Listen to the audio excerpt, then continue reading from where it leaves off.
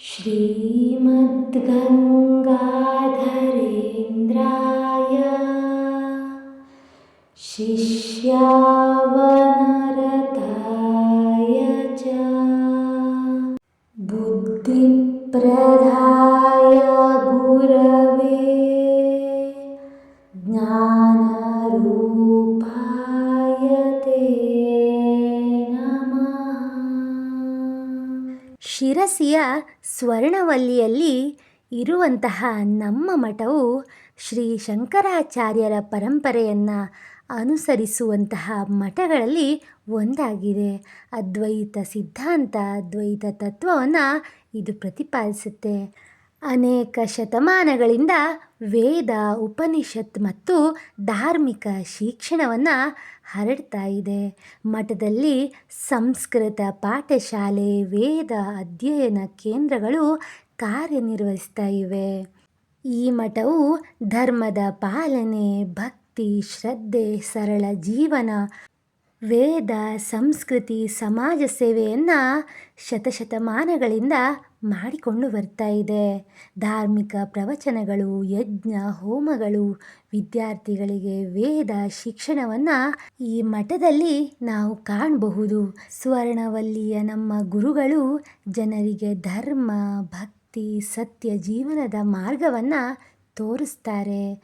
ಅವರ ಮಠವು ಆಧ್ಯಾತ್ಮಿಕ ಬೆಳವಣಿಗೆಗೆ ಮಹತ್ವದ ಕೇಂದ್ರವಾಗಿರುತ್ತೆ. ಆದಿಶಂಕರಾಚಾರ್ಯರ ಅದ್ವೈತ ಪರಂಪರೆಯನ್ನು ಅನುಸರಿಸುತ್ತೆ. ಭಕ್ತರಿಗೆ ಆಧ್ಯಾತ್ಮಿಕ ಮಾರ್ಗದರ್ಶನವನ್ನು ನೀಡ್ತಾರೆ. ಇವರ ಪ್ರವಚನವನ್ನು ನೀವು ಕೇಳಿಲ್ಲ ಅಂದರೆ ದಯಮಾಡಿ ಕೇಳಿ. ಇವರು ವೇದ, ಉಪನಿಷತ್ತು, ಭಗವದ್ಗೀತೆ ವಿಷಯಗಳ ಬಗ್ಗೆ ಸರಳವಾಗಿ ವಿವರಿಸ್ತಾರೆ. ಭಕ್ತಿ, ಶಾಂತಿ ಮತ್ತು ನೈತಿಕ ಮೌಲ್ಯಗಳ ಮೇಲೆ ಹೆಚ್ಚು ಒತ್ತನ್ನು ಕೊಡ್ತಾರೆ. ಜೀವನವನ್ನು ಹೇಗೆ ಸರಳವಾಗಿ, ಸುಂದರವಾಗಿ ತಿದ್ದುಪಡಿ ಮಾಡ್ಕೋಬೇಕು ಅಂತ ಇವರು ಹೇಳುವ ಮಾತಿನಿಂದ ನಾವು ಅರ್ಥಗೊಳ್ಳಬಹುದು. ಈ ಮಠವು ಆದಿ ದೇವಾಲಯ ಮತ್ತು ಧಾರ್ಮಿಕ ಕೇಂದ್ರ ಆಗಿದ್ದು, ಶತಮಾನಗಳಿಂದ ವೇದ, ಉಪನಿಷತ್ತು ಮತ್ತು ಧಾರ್ಮಿಕ ವಿದ್ಯೆಗಳಿಗೆ ಪ್ರಸಿದ್ಧವಾಗಿರುತ್ತೆ. ಗುರುಗಳ ದರ್ಶನದಿಂದಲೇ ಮನಃಶಾಂತಿ, ಧಾರ್ಮಿಕ ಪ್ರೇರಣೆ, ಆತ್ಮಶಕ್ತಿ ದೊರೆಯುತ್ತೆ ಅಂತ ನಮ್ಮಂಥ ಅನೇಕ ಭಕ್ತರು ನಂಬ್ತೇವೆ. ಇಂತಹ ವಿಶೇಷವಾದಂತಹ ಗುರುವರ್ಯರ ಆಶೀರ್ವಾದಕ್ಕಾಗಿ ಗುರುಗಳ ಮಂತ್ರಗಳನ್ನು ಆಲಿಸಬೇಕು, ಪಠಿಸಬೇಕು. ದಿನವೂ ನಾವು ಗುರುವರ್ಯರ ದರ್ಶನಕ್ಕೆ ಹೋಗೋಕ್ಕೆ ಸಾಧ್ಯವಾಗೋದಿಲ್ಲ. ಆದರೆ ಭಕ್ತಿಯಿಂದ ಗುರುಗಳನ್ನು ಮನಸ್ಸಿನಲ್ಲಿ ಧ್ಯಾನಿಸುತ್ತಾ ಮಂತ್ರಗಳನ್ನು ಪಠಿಸೋದ್ರಿಂದ, ಧ್ಯಾನಿಸೋದ್ರಿಂದ ಗುರುಗಳ ಆಶೀರ್ವಾದ ನಮ್ಮ ಮೇಲೆ ಬೀರುತ್ತೆ. ಭಗವಂತನ ಆಶೀರ್ವಾದದೊಂದಿಗೆ ಗುರುವರ್ಯರ ಆಶೀರ್ವಾದವು ನಮಗೆ ಮುಖ್ಯವಾಗಿರುತ್ತೆ. ಅಂತಹ ಗುರುಗಳ ಪವಿತ್ರ ಮಂತ್ರಗಳ ಪಾರಾಯಣವನ್ನು ಮಾಡೋಣ. ಓಂ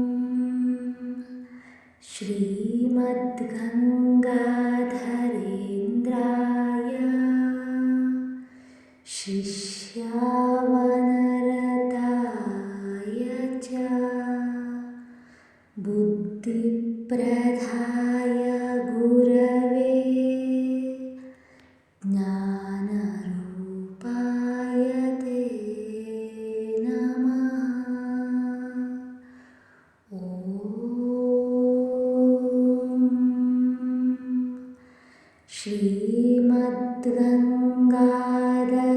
ಶ್ರೀಮದ್ಗಂಗಾಧರೇಂದ್ರಾಯ ಶಿಷ್ಯಾವನರತಾಯ ಚ ಬುದ್ಧಿಪ್ರದಾಯ ಗುರವೇ ಜ್ಞಾನರೂಪಾಯ ತೇ ನಮಃ. ಓಂ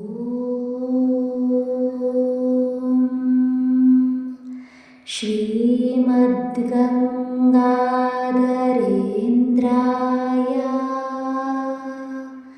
ಶಿಷ್ಯಾವನರತಾಯ ಚ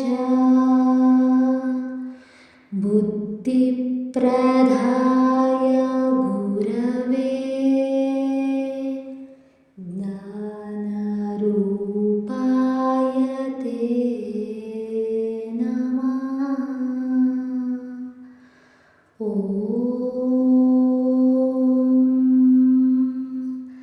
श्रीमद्गङ्गाधरेन्द्राय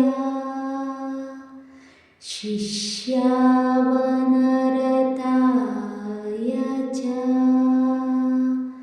बुद्धिप्रदाय गुरवे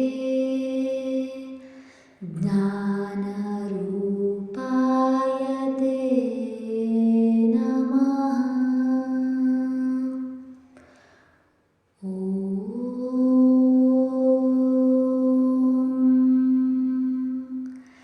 श्रीमद्गङ्गाधरेन्द्राय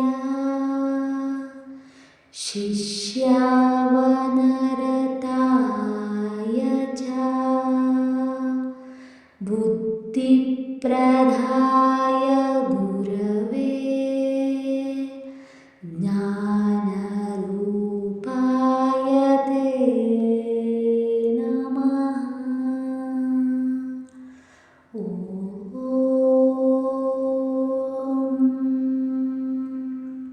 श्रीमद्गङ्गाधरेन्द्राय शिष्यावनरताय च बुद्धिप्रदाय गुरवे ज्ञानरूपाय ते नमः। ॐ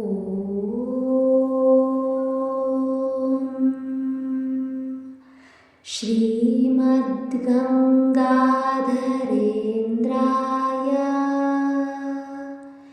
शिष्यावनरताय च बुद्धिप्रदाय गुरवे ज्ञानरूपाय ते नमः। ॐ श्रीमद्गङ्गाधरेन्द्राय शिष्यावनरताय च बुद्धिप्रदाय गुरवे ज्ञानरूपाय ते नमः। ॐ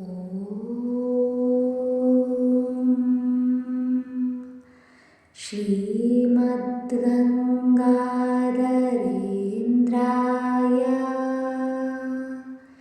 शिष्यावनरताय च बुद्धिप्रदाय गुरवे ज्ञानरूपाय ते नमः। ॐ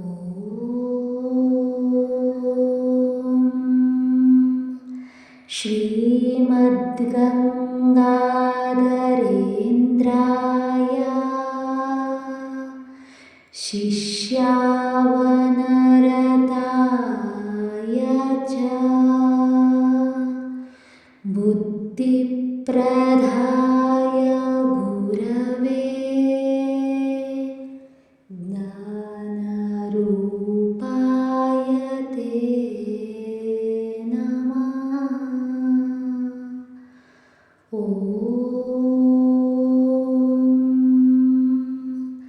श्रीमद्गङ्गाधरेन्द्राय शिष्यावनरताय च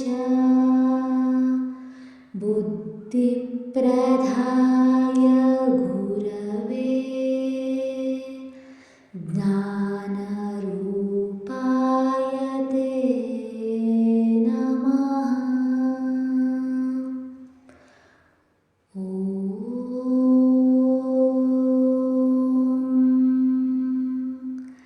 श्रीमद्गङ्गाधरेन्द्राय शिष्यावनरताय च बुद्धिप्रदाय गुरवे ज्ञानरूपाय ते नमः।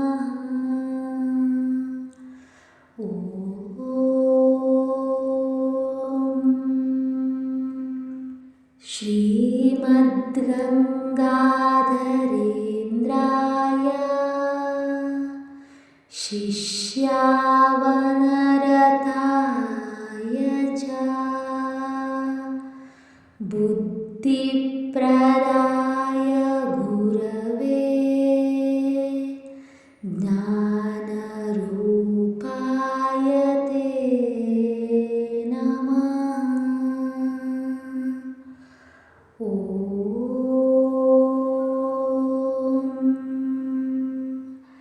श्रीमद्गङ्गाधरेन्द्राय शिष्यावनरताय च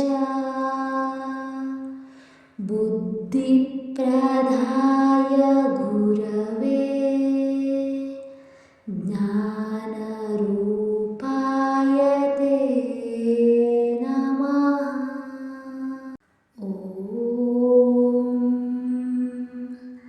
श्रीमद्गङ्गाधरेन्द्राय शिष्यावनरताय च बुद्धिप्रदाय गुरवे ज्ञानरूपाय ते नमः।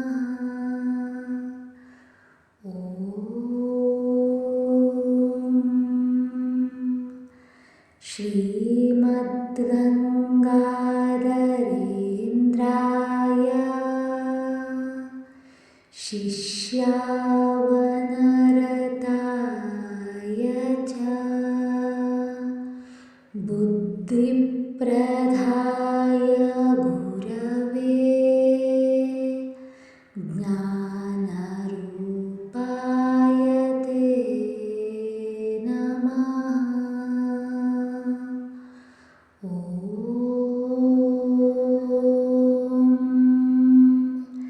श्रीमद्गङ्गाधरेन्द्राय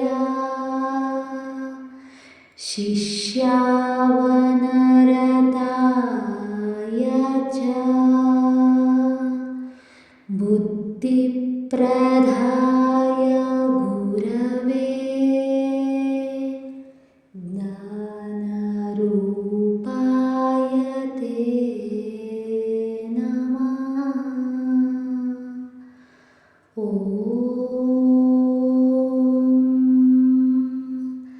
श्रीमद्गङ्गाधरेन्द्राय शिष्यावनरताय च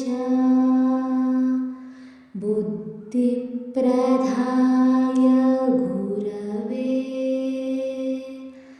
ज्ञानरूपाय ते नमः।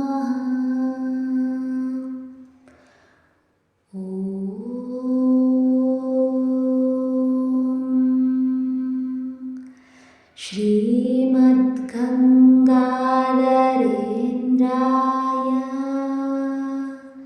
शिष्यावनरताय च बुद्धिप्रदाय गुरवे ज्ञानरूपाय ते नमः।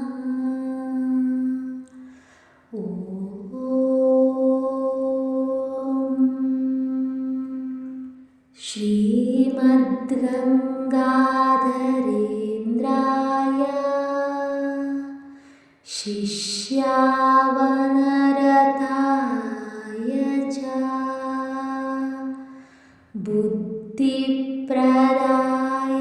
गुरवे ज्ञानरूपाय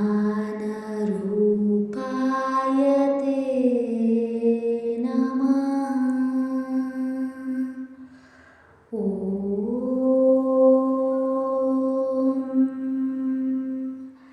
श्रीमद्गङ्गाधरेन्द्राय शिष्यावनरताय च बुद्धिप्रदाय गुरवे ज्ञानरूपाय ते नमः। ॐ श्रीमद्गङ्गाधरेन्द्राय शिष्यावनरताय च बुद्धिप्रदाय गुरवे ज्ञानरूपाय ते नमः। ॐ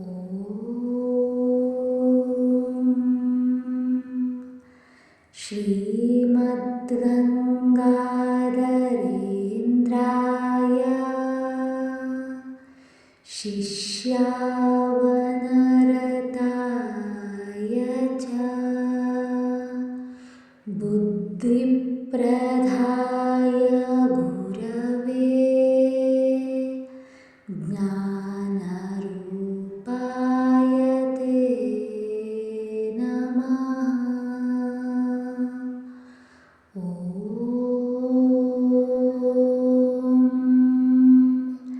श्रीमद्गङ्गाधरेन्द्राय